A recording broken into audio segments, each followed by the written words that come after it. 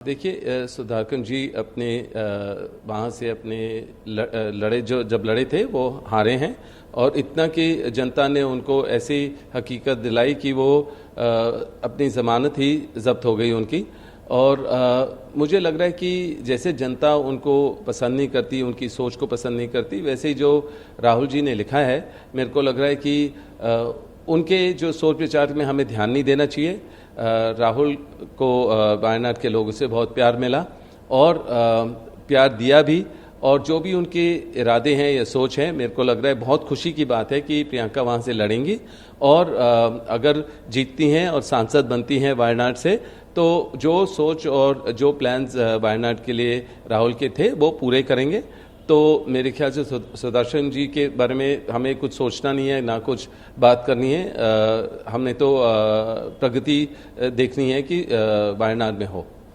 कैसे देखते हैं? आपने बहुत बार कहा कि आप देखना चाहते हैं उनको एमपी। कैसे? बिल्कुल, मैं हमेशा जब किसी ने पूछा कि आप पहला कदम कब लेंगे संसद में, मैंने हमेशा बोला कि जब प्रियंका सांसद बनेंगी और संसद में होंगी उसके बाद मैं अपना प्रचार करूंगा, अपने तरीके से सोचूंगा। पर पहले मुझे लगा था कि उनकी जगह संसद में है, तो मैं बहुत खुश हूँ। पर अभी तो वायनाड से जीतने की ज़रूरत है। उसके बाद मुझे असल में उम्मीद है और कि वायनाड के लोग प्रियंका को भारी बहुमत से जिताएंगे और फिर वो संसद में होंगे।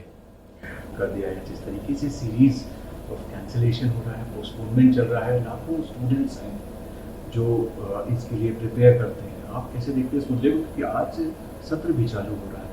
आप क्या कहना चाहेंगे, कैसे आप देखते हैं? देखिए, जब मैं लोगों से मिलता हूँ अपने चैरिटी के द्वारा या अपने धार्मिक दौरे के द्वारा, या ऐसे ही मैं जब ट्रैवल करता हूँ पूरे देश भर में, तो मैं लोगों से मिलता हूँ और सारे जो यूथ हैं वो मेरे चाहे फिटनेस के द्वारा जैसे भी मैं मिलता हूँ, तो मैं उनकी जो समस्याएं हैं उनको समझने की कोशिश करता हूँ और जो भी समाधान है ढूंढता हूँ। पर ये उनकी समस्या बहुत बड़ी है कि जो ये एग्ज़ाम है जिसमें वो बहुत मेहनत करते हैं और वो उम्मीद करते हैं कि अगर अच्छे नंबर आएँ तो फिर वो किसी कंपनी में या कहीं उनको जॉब मिले, क्योंकि सबको पता है बेरोज़गारी इतनी बड़ी तादाद पे अभी पूरे देश भर में है। अभी प्रचार के समय भी हमने भी काफ़ी इसके ऊपर महत्वपूर्ण बात की कि बेरोज़गारी पर ध्यान देना चाहिए जो भी गवर्नमेंट होगी। और मुझे लग रहा है कि बीजेपी तो इनके हित में कभी नहीं बोलती है, क्योंकि जो लीक है वो उसका कोई उपाय ज़रूर ढूंढ सकती थी। और अभी भी जो नीट के एग्ज़ाम थे उसमें 65 से लोग ज़्यादा टॉपर थे और 30 लाख से ज़्यादा जो पेपर लीक किए थे वो उनको दिए गए।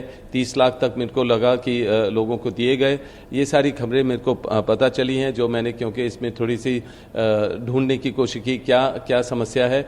और बाकी जैसे ये एग्ज़ाम देने के बाद अगले दिन वो कैंसिल होना कितना मुश्किल होगा। आप सोचो, जो यूथ का जिसने प्रिपेयर किया, जिसने मेहनत की और एग्ज़ाम अच्छी तरीके से दिया, और उसके बाद आप देखेंगे कि जो अगले एग्ज़ाम हैं वो पोस्टपोन होते जा रहे हैं, या मतलब कि फिर उसको 10 बजे रात को ही बोल देंगे कि कैंसिल हो गया, पोस्टपोन हो गया।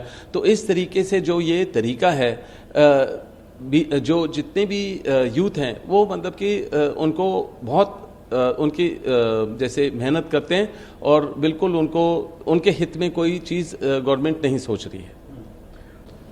बिल्कुल मेरा ये सोच है कि बीजेपी गवर्नमेंट जिस तरीके से अभी 400 नारा की बात कर रहे थे और हकीकत उनको इस समय इलेक्शन में जनता ने याद दिलाई और हकीकत याद दिलाई।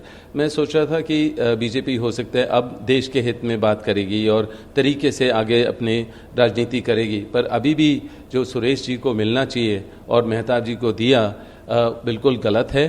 और मैं देख रहा हूँ कि मीडिया भी उठा रही है जो सही चीज़ है, और ज़रूर ऑपोजिशन जो अच्छे नंबर से पार्लियामेंट में है, देश के लोगों ने उनको चुना है, गठबंधन को और कांग्रेस को, तो वो ज़रूर इस पर जोर देंगी और ज़रूर ये गलत हुआ है।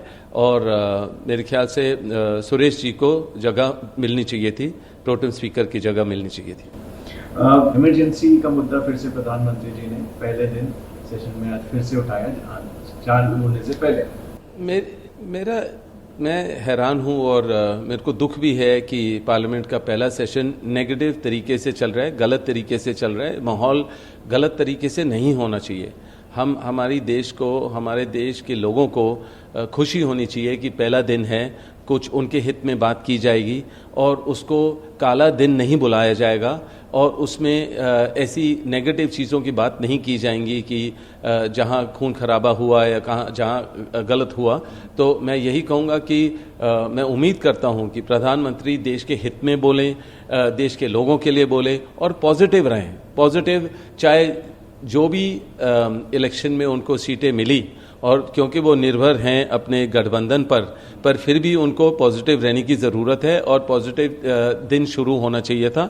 मैं उम्मीद करता हूँ यहाँ से आगे पॉजिटिव ही रहेगा और अच्छे दिन होंगे जो बीजेपी ने दी, पर पार्लियामेंट में होने चाहिए अच्छे दिन। मैं राहुल को बहुत क्लोजली जानता हूँ, मेरे भाई जैसे हैं और चाहे मैं स्पोर्ट्स के द्वारा या किसी भी चीज़ जो भी हम सोचते हैं पूरे मन लगन से करते हैं।